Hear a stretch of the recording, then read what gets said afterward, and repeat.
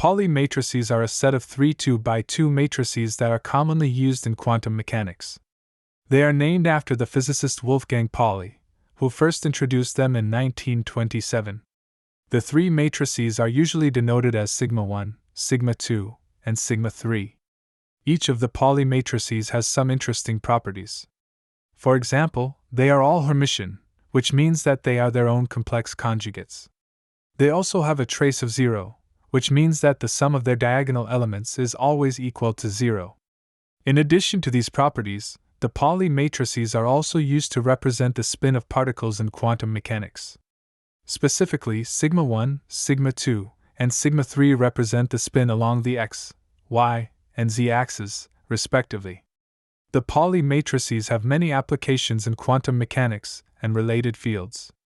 They are often used to describe the behavior of particles in magnetic fields, as well as to study the properties of quantum entanglement.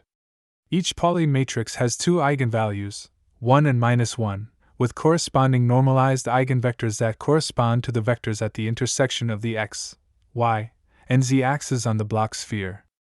Here are some commonly used operational rules for Pauli operators. Multiplying two Pauli operators together gives the identity matrix. When multiplying two Pauli matrices in a specific order, the result is I times the Pauli matrix that is not involved in the calculation. In reverse order, the result is minus I times the same Pauli matrix.